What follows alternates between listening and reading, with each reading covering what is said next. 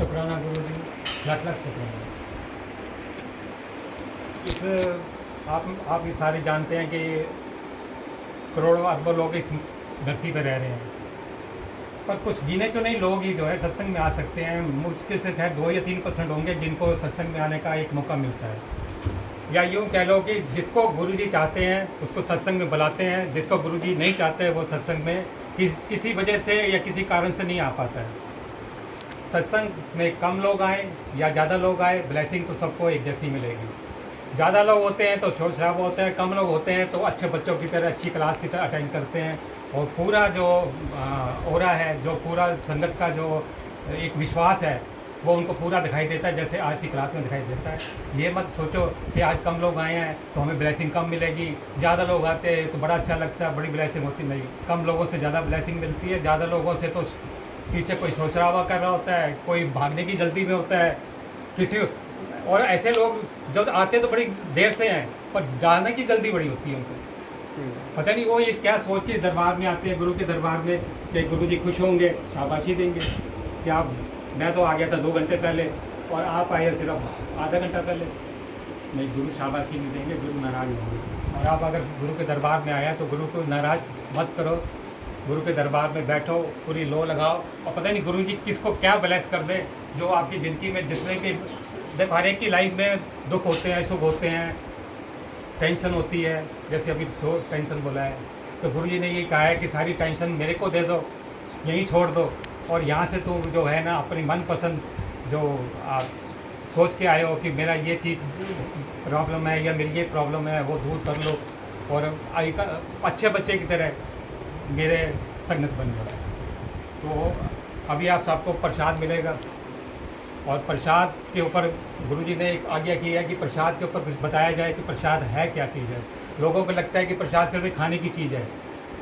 प्रसाद में जो है आए, खाया, जल्दी जल्दी खाया, कुछ घेर दिया, कुछ उठा के साथ में ले गए।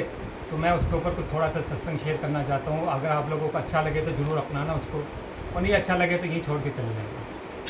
प्रसाद का असल में मीनिंग क्या है? प्रसाद का मतलब है परमात्मा द्वारा संगत को दिया हुआ आशीर्वाद। परमात्मा द्वारा संगत को दिया हुआ आशीर्वाद, उसको कहते हैं प्रसाद।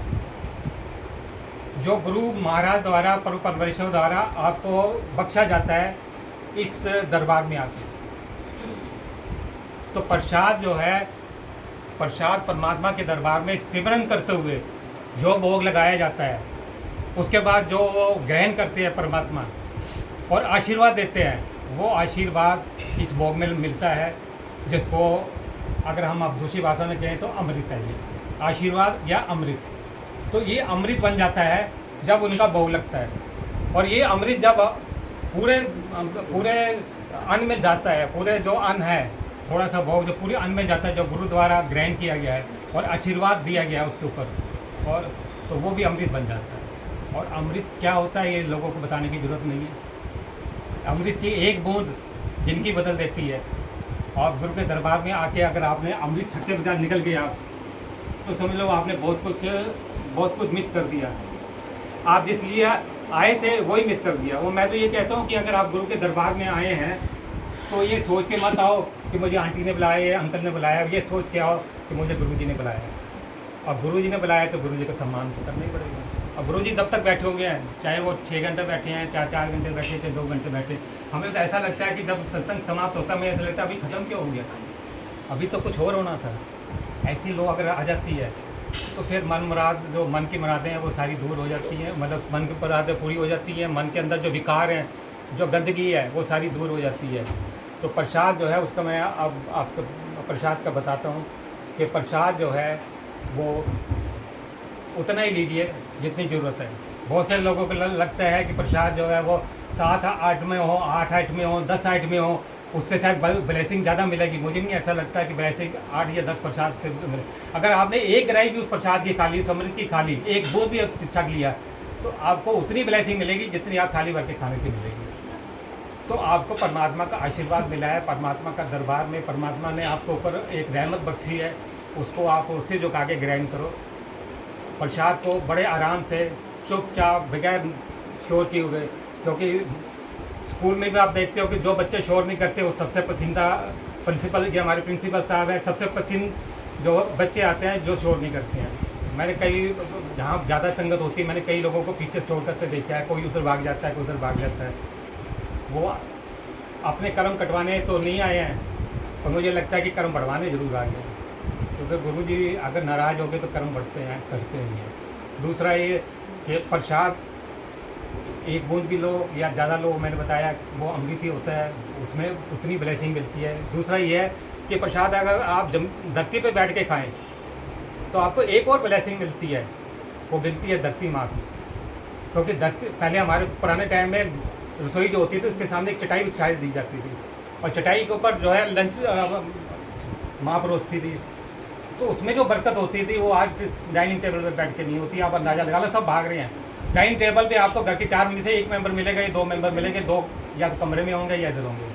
अगर वही ज़मीन पे बैठ के खाया जाए तो धरती माँ का जो चुंबक है, धरती माँ भी एक चुंबक है जो हमको खींच के रखता है, नहीं तो हम तो आसमान में उड़ जाएँ। तो चुंबक का जो असर है वो आपके भोजन में जाता है अगर आप ज़मीन पे बैठ के खाते हो, और उससे बीमारियां भी दूर होती हैं। वो योगा वाले आपको अच्छी तरह बता देते हैं कि बीमारियां क्या दूर होती हैं।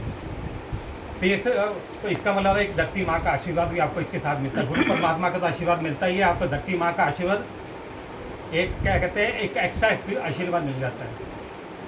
और ये आशीर्वाद जो है इतना ज़्यादा, मतलब कहते हैं ना, 1 से 1 मिलकर 11 होता है, तो सेम यही चीज़ है कि 2 आशीर्वाद अगर मिल, तो 2 आशीर्वाद के साथ अगर तीसरा आशीर्वाद भी मिल जाता है अगर आपको, वो आशीर्वाद है अन्नपूर्णा माँ का।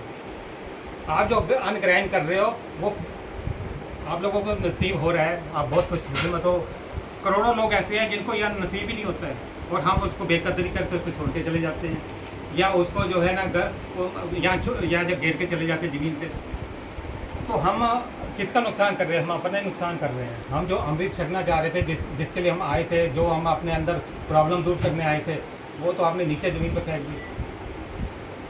तो आपको तो पहले ये कि आपको जो है उतना ही लेना है जितनी आप खा सकते हो, ताकि उसका अनादर ना हो।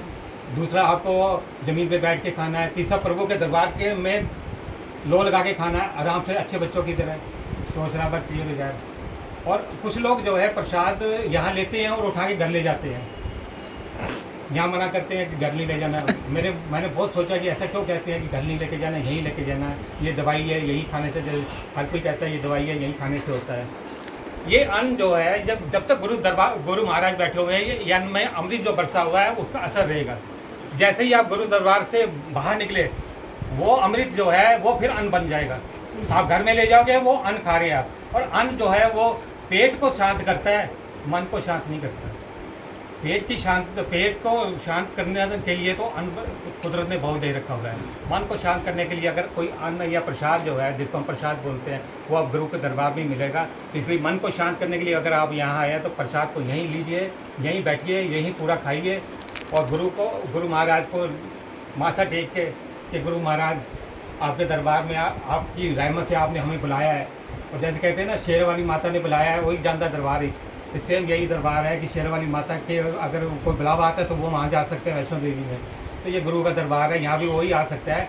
आज अगर कम लोग आए हैं, तो जो नहीं आए हैं तो गुरु ने उनको नहीं चाहा यहाँ आने के लिए, तो कम आए हैं। इसलिए गुरु जो है, गुरु के ये अच्छे बच्चे बन के अपना उनका आशीर्वाद लीजिए, और पूरा अपना जो है प्रसाद ग्रहण कीजिए। और प्रसाद को 3 आशीर्वाद समेत ग्रहण कीजिए, जो मैंने बोला, अन्नपूर्णा माँ, धरती माँ और गुरु परमात्मा।